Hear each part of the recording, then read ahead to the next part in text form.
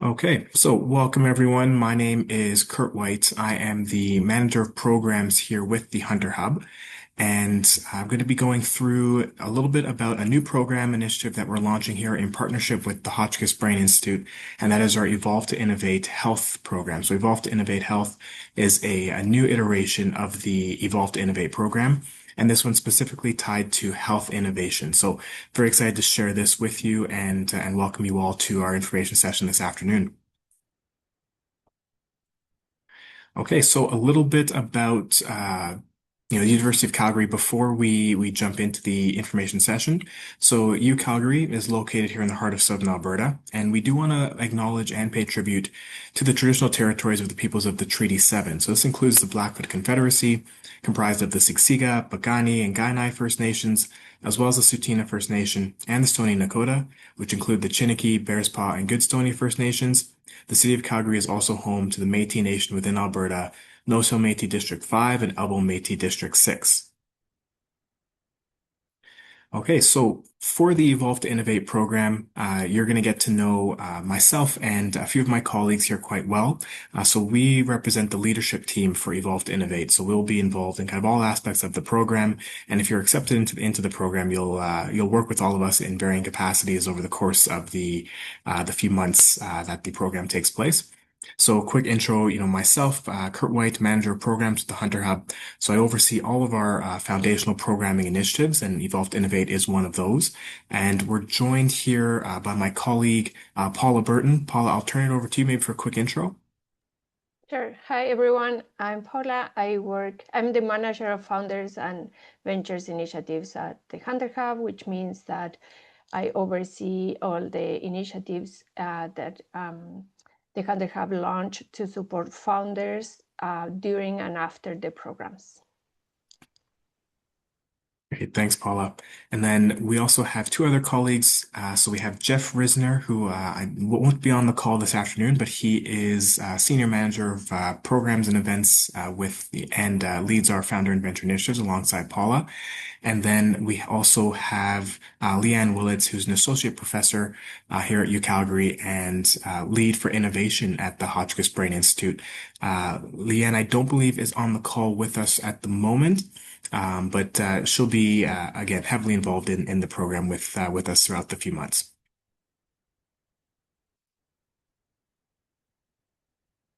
Okay, so a little bit about what you can expect from today's session. So we're going to go over what E2i Health is as a program, kind of just generally speaking. We'll go into some of the nitty-gritty details of what you can expect as a program participant. We'll also go through the program schedule, so you'll have a sense of, application timelines, and then, if you're accepted into the program, what those expectations would entail. We'll also kind of highlight some of the resources and supports that are available to you throughout the program. And then there'll be lots of time at the end for a Q&A. So the session today we've scheduled for an hour, but the actual presentation here is probably only going to be about, I'd say, 20 to 30 minutes, maybe shorter. And then there's lots of time at the end to go through specific questions that you might have related to the program and applications and your involvement. So what is E2i Health? So as I mentioned, it's kind of a new iteration of our Evolve to Innovate program. So Evolve to Innovate is an experiential training program that has been designed specifically to support UCalgary researchers. So this is faculty, postdocs, research associates, graduate students, PhD students, and so on. All in this particular circumstance, working in health-related innovations. So E2i, you've probably heard of the program previously, that is focused on innovation kind of in a broad sense across all disciplines. This new one that we are launching, so E2i Health, is specifically targeted towards health-related innovations. So a lot of the content has been adjusted, and the curriculum content has been adjusted to focus on, some of those intricacies that go into navigating kind of the health field and health-related innovations, kind of across the board. So the goal with the program is you will develop and improve the skills needed to expand your impact or the impact of your health research beyond kind of the academic setting. So many of you have come up with an innovation in a lab setting or in an academic setting. And the purpose of this program is now how do I take that to impact outside of the lab or impact outside of academia. And that could take many different forms and many different pathways. The purpose of the program is to introduce you to a few of those different pathways that you can take. And then in addition, really focusing on giving you the skill sets that you can apply across the board. So whichever path you choose, you'll have the skills to be able to kind of deliver the impact that you're envisioning. So this particular iteration of the program is delivered in partnership with the Hotchkiss Brain Institute. And, throughout the program, you'll have access to, there's funding, you get tailored programming, which I mentioned. And then you also have access to mentorship from myself and the other members of the E2i leadership team to give you kind of the skill sets that you need to navigate the intricacies of the innovation process. So a little bit about what you can gain from the program. So as I mentioned, creating impact in healthcare and in the health field can take many different forms, and each participant can expect to take different paths depending on your own personal goals. So, for some people that might be, enhancing and strengthening your academic career. That might be focusing more on being a better researcher. It also might mean that you are collaborating with individuals outside of academia or outside of your particular discipline. It also means you might be exploring commercialization opportunities and, things like licensing your IP and things of that nature. And then there's also individuals that might be interested in exploring kind of the startup and venture creation side of things, or even going into the not-for-profit or charity side of things as well. So really, as I mentioned, you're really exploring all the different possibilities, but the core foundational skills that apply to each of those pathways is what this program focuses on. And really understanding the different skills, knowledge, and confidence that you'll need to kind of take that next step in your innovation journey, regardless of what that path may look like for you personally. So a little bit about what you can expect.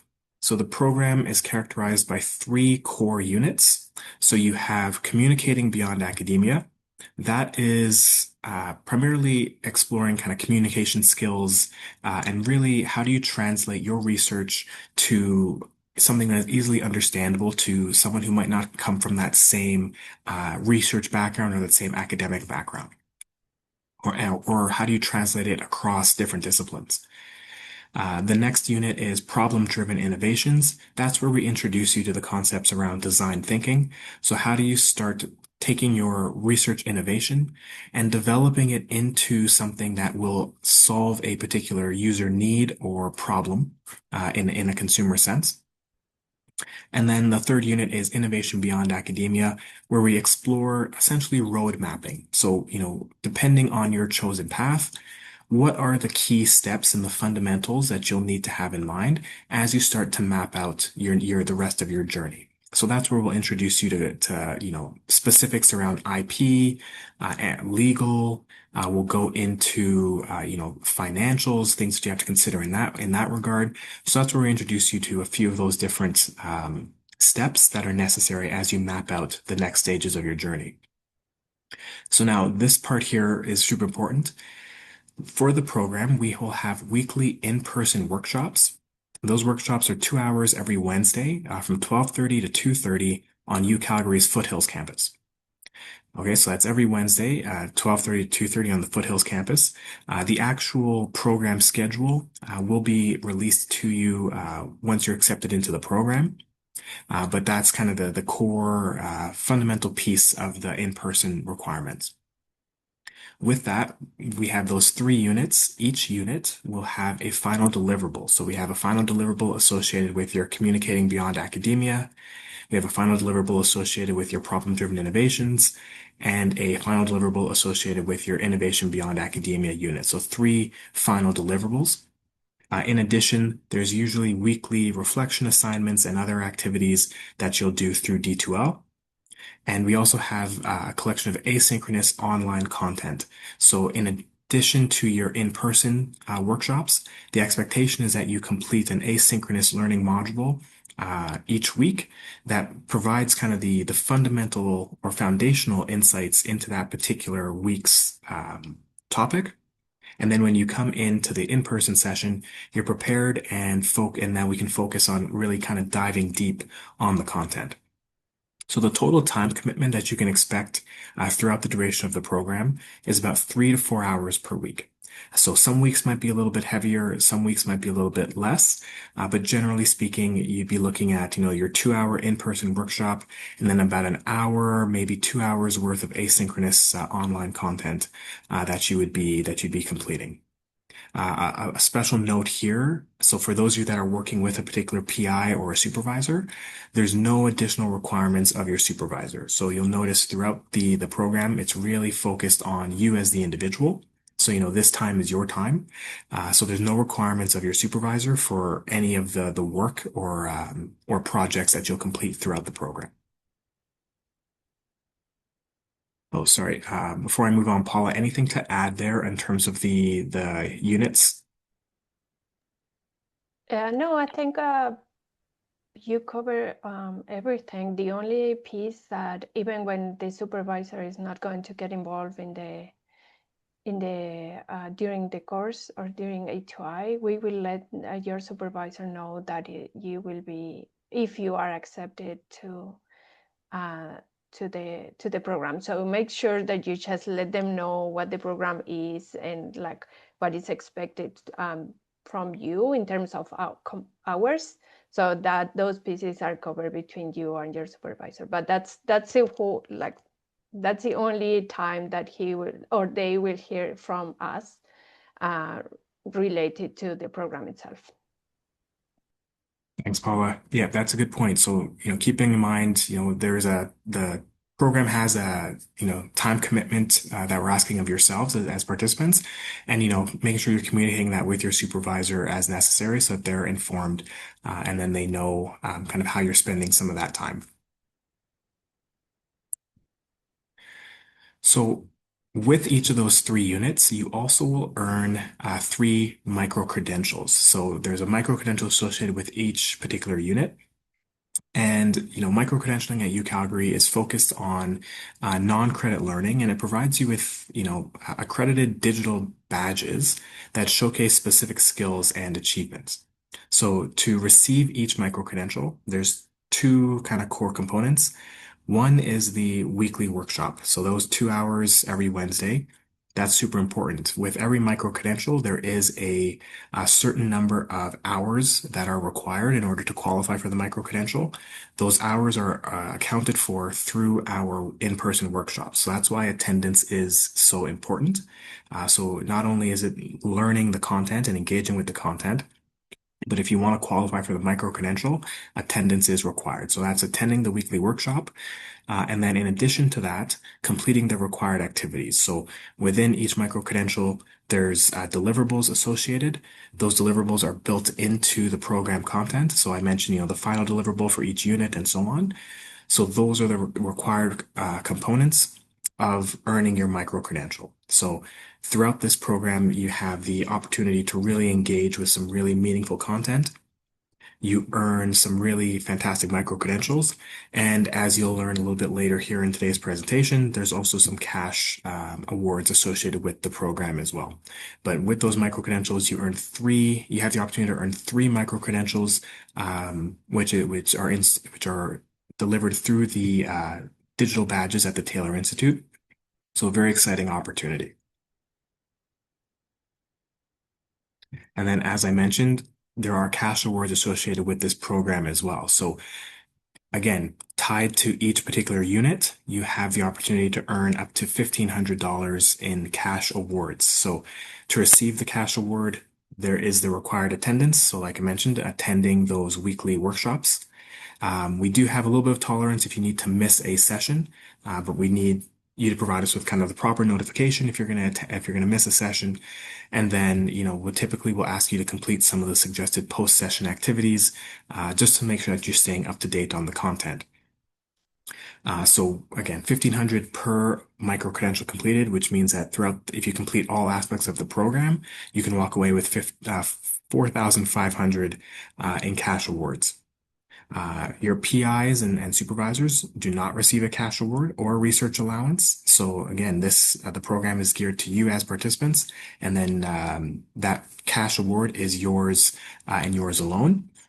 And it's important to note that cash awards are subject to the same standard tax and other deductions that you would typically see on any income.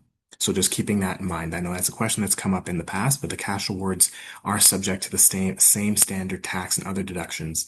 But still a really incredible opportunity. You go through this program, you're getting an incredible learning opportunity. And then there's the micro credentials and, 4,500 in cash awards that you'll be earning as well. Okay, so a little bit about the timeline. So applications for the program are currently open, and they will be closing on July 26th, so just a little bit under a month from now, and that is a Sunday night. We will then be reviewing the applications throughout kind of early August, and we'll be announcing the kind of final cohort about mid-August. I think August 10th is kind of our target date for that. And then the program itself will kick off August the 26th with our first in-person sessions. That's a Wednesday, again, that 12:30 to 2:30 time slot on the Foothills campus, and that is in person. And then the rest of the program kind of breaks down as follows. So Unit 1, that Communicating Beyond Academia, takes place August 26th through to September 30th, with a final deliverable will be due at the end of that month. We then have Unit 2, which picks up the week after, so that's October 7th to November 11th, with a final unit deliverable due on the 11th. And then you'll have the last unit, Innovation Beyond Academia, which will take place November 18th through to December 9th. Your final deliverable will be due December 13th. And then the program will wrap up with a finale and an award ceremony happening on December the 16th. So if you're accepted into the program, as I mentioned, we have the weekly workshops every Wednesday. So you can anticipate, there are a few weeks in here where there's, we call them bye weeks where we give you a week off, but typically around when you have a final deliverable due. So you have some extra time to work on it. But generally speaking, you can expect, every Wednesday from 12:30 to 2:30 as your commitment from August 26th through to December 16th. Okay, and then a little bit about some of the resources that are available to you. So, a big part of the program is what we call is the cohort effect, right? So throughout the program, those in-person sessions, again, are incredibly vital because we do a lot of group work. And the idea here is that you're engaging with other individuals who are, like-minded, that are working in, across different disciplines, working on really unique innovations. We're really bringing together some of the best and brightest across our campus. So really take advantage of connecting with your cohort, working together, asking each other questions. That cohort effect is a significant resource that you should be taking advantage of as well.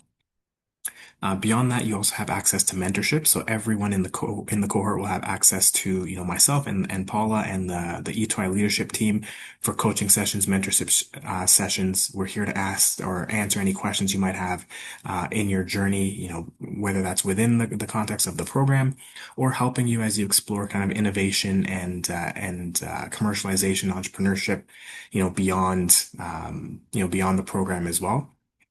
You'll also have access to custom online materials. So those asynchronous modules that I mentioned, those are all custom built specifically for the e2i program. So, you're getting access to that and a lot of those materials aren't accessible anywhere else at the moment. So that's a really unique resource that you have access to that you get to take advantage of. And then as program participants, you get access to the Hunter Hub. So whether you're familiar with the Hunter Hub currently or not yet, the Hunter Hub is UCalgary's central innovation hub. And we provide, supports, resources, guidance, programming for, everyone in their innovation and entrepreneurial journey. So whatever that journey might look like for yourself, you'll be able to plug into the Hunter Hub and take advantage of a lot of our different programs, events, and resources that are open to you. And there's no cost attached for you to be involved in the Hunter Hub as well. So plenty of opportunities and plenty of resources that you'll have access to throughout the program and beyond. Okay, so in terms of eligibility, I mentioned this a little bit earlier. E2i is open to University of Calgary postdocs, research associates, faculty, graduate students, and that includes all faculties and disciplines. But the core for this particular cohort for E2i Health is that you are expected to be working on a health-related innovation. Faculty and principal investigators and supervisors are also eligible to apply, but the same level of commitment is expected. So again, we treat each application as an individual application, and the program is focused on each individual and your individual learning outcomes. So if you are a principal investigator and you have a team and you yourself are interested in the program, you're more than welcome to apply.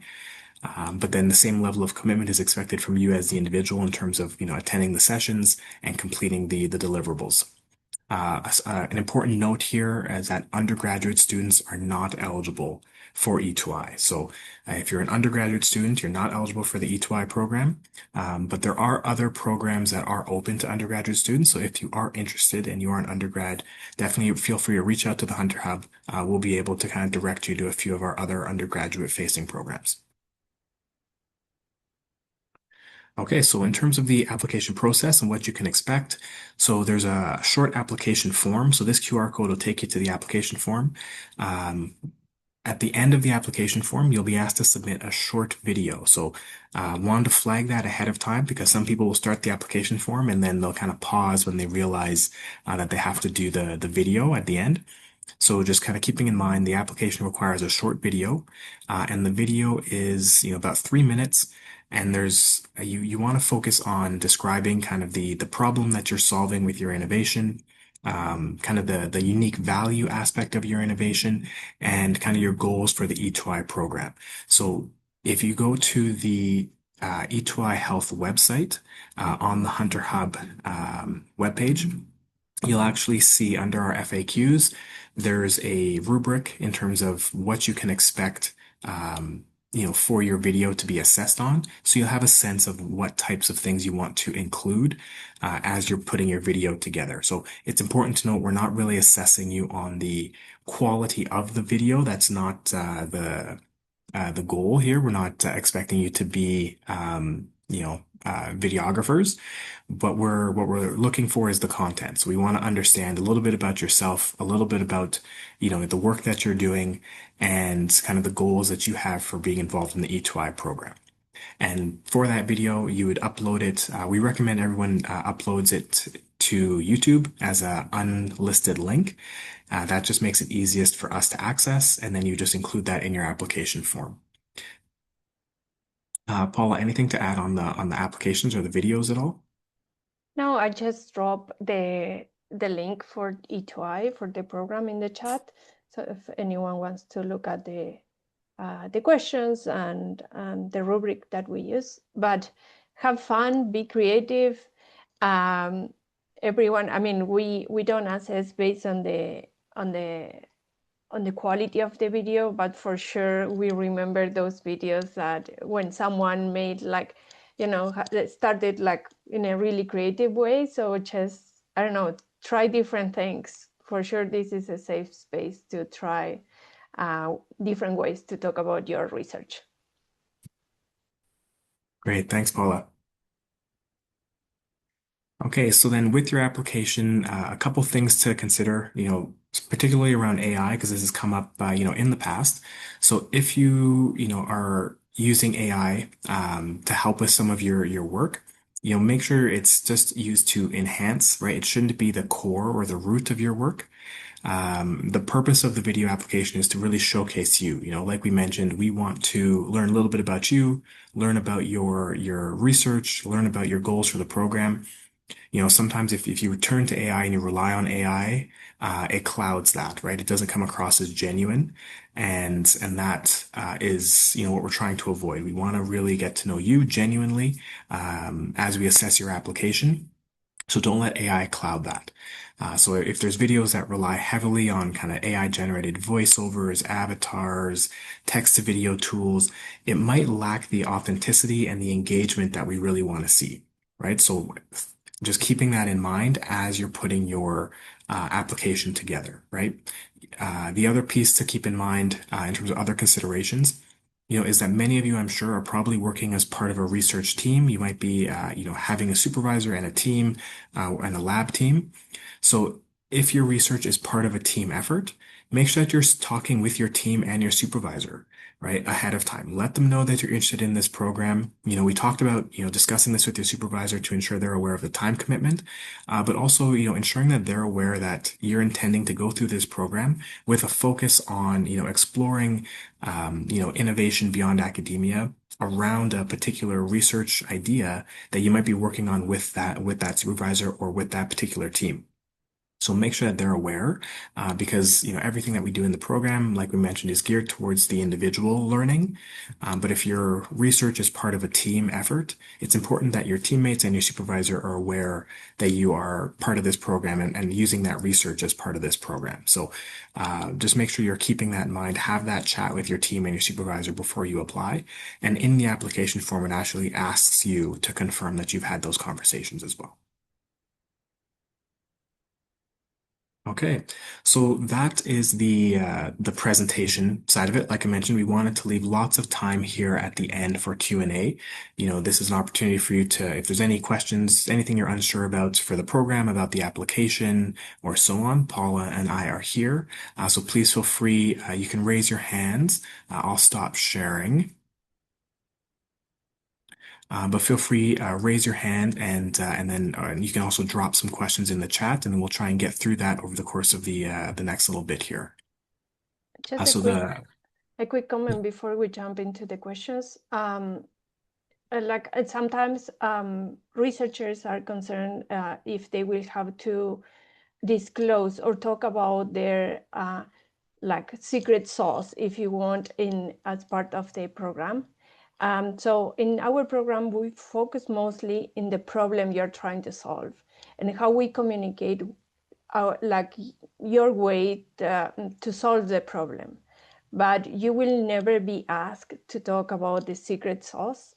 So if that's the concern of your team, of your group, feel free to reach out, but that's not our goal. And if that ever comes up as part of the program, we're also open to that conversation. But I know some of you are still in the discovery process and are concerned on what are the things you can talk about and what are the things you shouldn't. And that's part of our conversation in the program. And we also get you in contact with the office that handles patents and all those disclosures. So if that's what you're afraid of, probably this is the right program. You will learn how to navigate those conversations within the university, but also outside the university. Great, thanks, Paula. Okay, so yeah, feel free to raise your hand. In the meantime, see there's a couple questions in the chat here.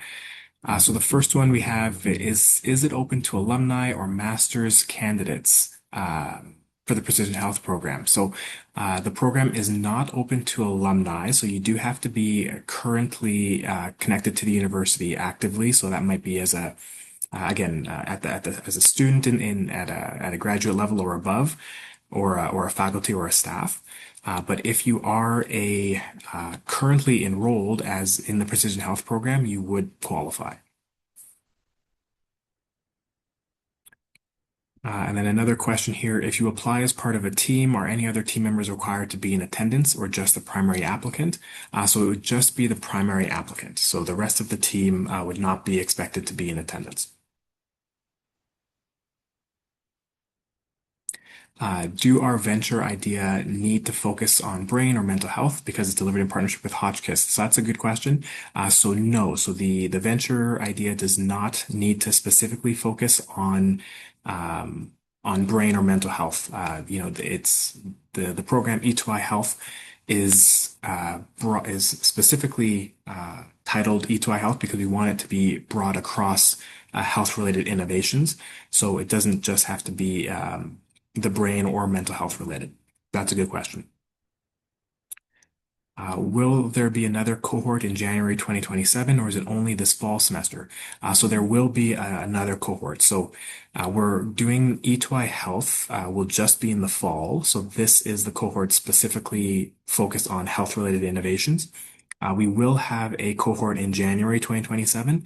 That cohort will be open more broadly. So like I mentioned, this program is specifically tied to health-related innovations, and the content is been modified to focus on that, on navigating innovation in the health space. We will have a more broad E2I cohort that's open to innovations across kind of all disciplines.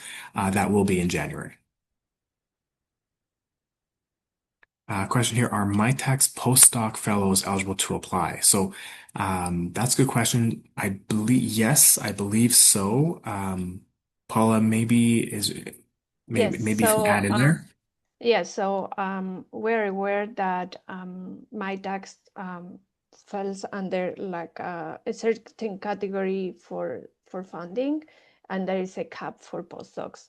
Our stipends are considered awards, so that's not the same category for my tax. So yes, you're eligible, or anyone with a my tax postdoc or grad a stipend, it's eligible. Great, thank you. Next question here. Is the program available to current UCalgary staff? Yes. So it is open to staff as well. And question here.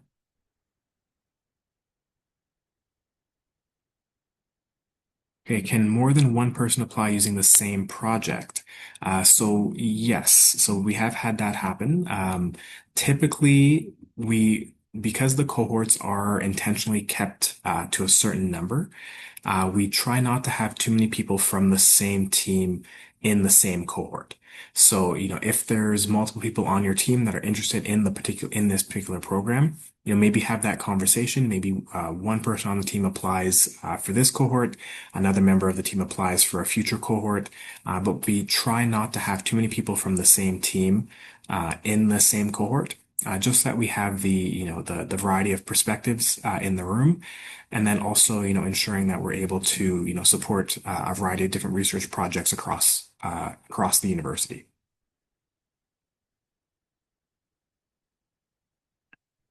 Okay, so a question here. Can you please explain if we want to peruse a startup idea? Would the program help us to deal with funding and the business side of it as well, or just focus on the scientific questions? So that's a good question. So the program will help with understanding the business side of it. So the third unit, so the innovation beyond academia, that's where we introduce some of those kind of more of the business related topics. So when we start getting into things like putting together a roadmap, when we start exploring things like your funding and your financials, your IP, things like that, legal, all of those kind of business related aspects will be explored throughout. Well, they'll all be kind of introduced in different capacities throughout the program, but the really kind of emphasis will be in that third unit, where we'll kind of explain a lot of those different concepts. Question here about the program quota. So how many applicants are accepted into the program each year? So for this particular cohort, it's gonna be capped at about 30 participants. So typically, for this cohort, it's capped at 30. For our broader E2I cohort that we run in January, that one is typically capped at about 50 to 70 participants.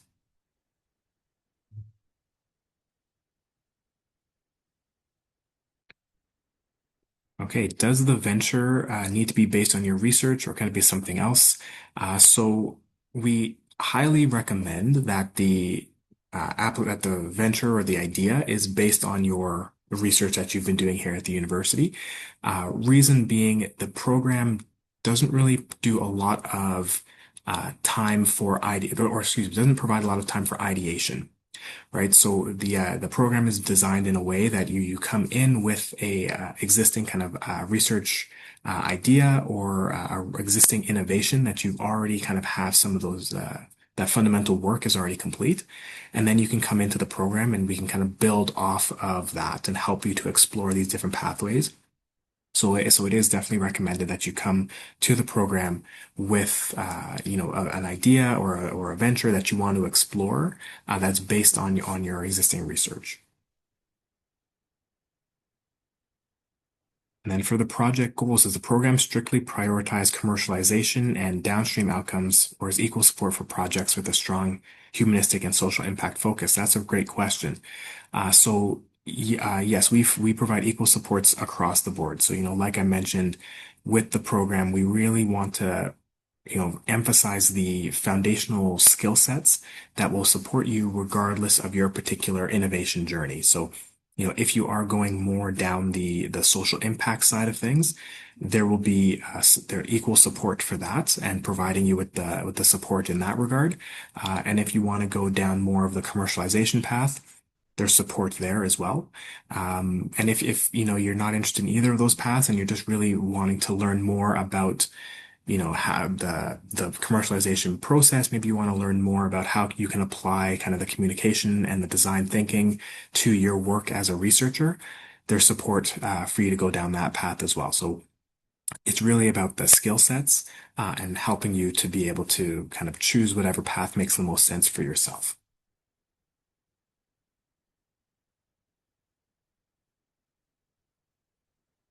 Okay, so I see here a question on. I'm just reading here a question on the precision health program.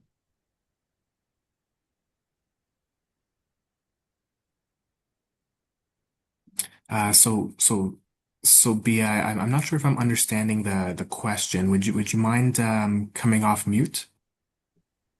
Yes, thank you so very much. So, I just recently did my master's in the health professions education leadership, and we did the academic portfolio of a health innovation, which I was very much interested in domains of health.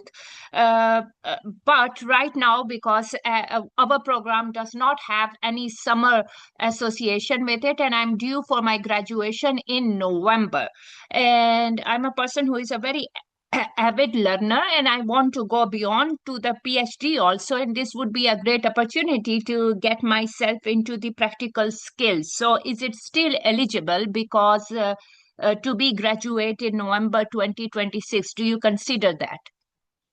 So we will have to double check with our operations team, because the question here is if we are able to provide you with a stipend if you are already graduated. What we have done before, if the case is like if our team tells us that we are not able to provide the stipend, we have offered really strong candidates the possibility to still join the program, get access to all of our resources, but without the stipend, let's say, because that's kind of like, that's a limitation on our side on who we can support with the stipend and who we can't. But I would say that if that's your case, don't rule yourself out and apply. And if we will try to find a way to, if your application is selected, we will try to find a way to support your journey, your entrepreneurial journey, with some limitations if we cannot do 100%. Kurt, does it make sense? Thank you, Paula. Thank you so much. I Okay. appreciate your response. Yeah. Yeah, no, just seconding what Paula said there. Definitely don't rule yourself out, and Mhm. still apply, and you can just flag that in your application as well. Yes. Thank you, Kurt. Okay, so a question here: beyond the funding and micro-credentials, what does a final deliverable look like for a cohort member at the end of the program? So, maybe Paula, I can turn it over to you to kind of speak to the final deliverables themselves. So because we structured the program in 3 different units. The first unit, as Kurt said, it's about communication beyond academia. So the deliverable for that unit is create a video where you as a researcher introduce your solution and the problem you're trying to solve in a way that is accessible to an audience that is not academic. So you could choose if you are targeting investors, if you're targeting community members, if you're targeting a potential partner in a project with the community, right? So depending on the project you are working on, it's the video or the targeted audience. That's going to be the first deliverable. And in unit 1, people tend to enjoy the unit a lot.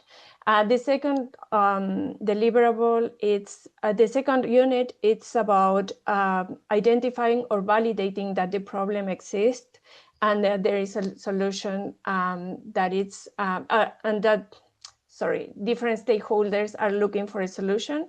So because of that, we ask the participants to go out to run interviews, to talk to people.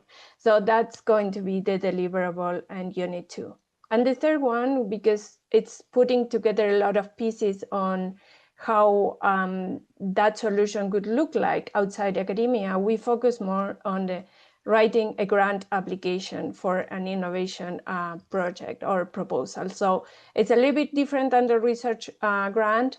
And because of that, and we touch in a lot of different points from, impact size of your solution to funding, to road mapping, to come up with a plan. So that would be the deliverable for the third unit.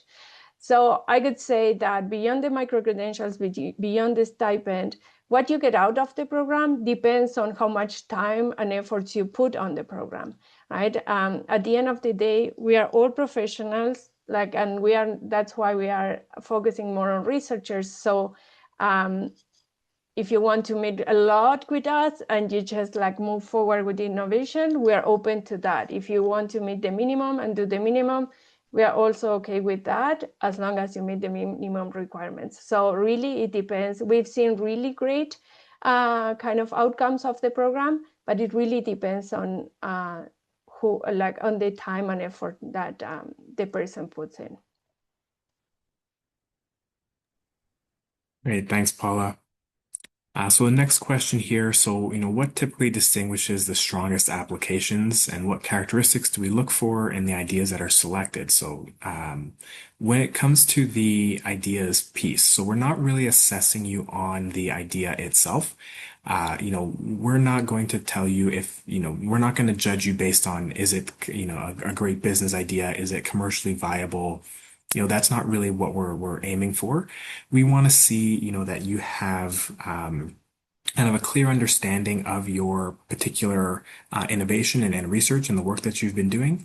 We want to see that you have kind of, clear goals for how you envision that particular innovation having an impact beyond kind of the academic space. That's really kind of what we're looking for there, and that you have a kind of clear idea for what you want to get out of the E2i program. So that's a core part of that video as well, is explaining your goals for the E2i program and what you're trying to take away from it. So we want to see you have a good understanding of the research of your particular innovation, a good idea in terms of, how you think it might be impactful or valuable, beyond the academic space, and what you're hoping to take away from the program. Paula, anything to add there? Yeah, the only thing to add to what you just said is make sure you make a really strong connection between your research and what you are trying to explore here. We've seen the strongest applications as someone that can explain those two. The research brings a lot of innovation to the space, right? It's not just a random idea that you were just in a waiting room in a hospital and you came up with the idea. No, you spent years and years working on something. And now we are trying to figure out if you can bring it outside academia. And those, I think, when you are able to kind of communicate that transition and why you're passionate about this space and why you want to take this improve your skills in this space, that's when we've seen the strongest applications. Great. And then the next question here. So are we looking for projects that already have a working prototype? or is it acceptable to have kind of a well-developed theoretical framework?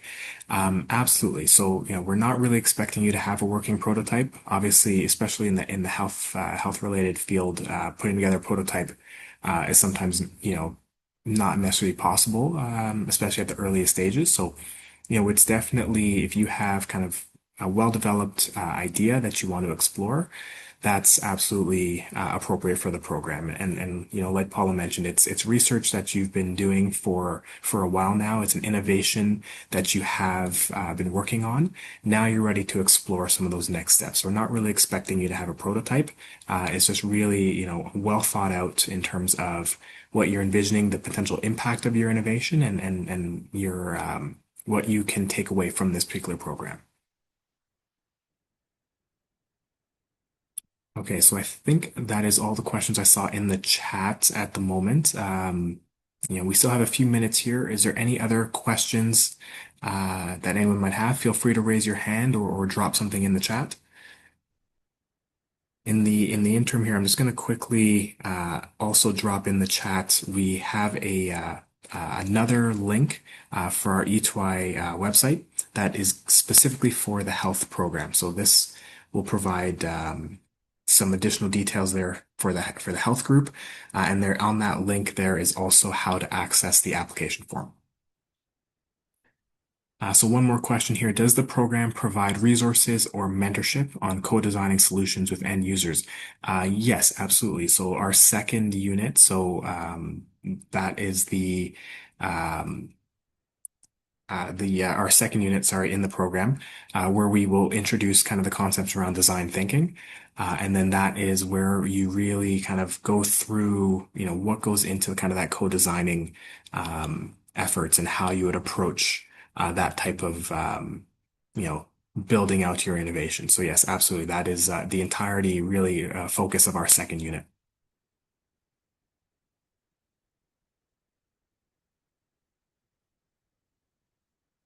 Okay, any other questions?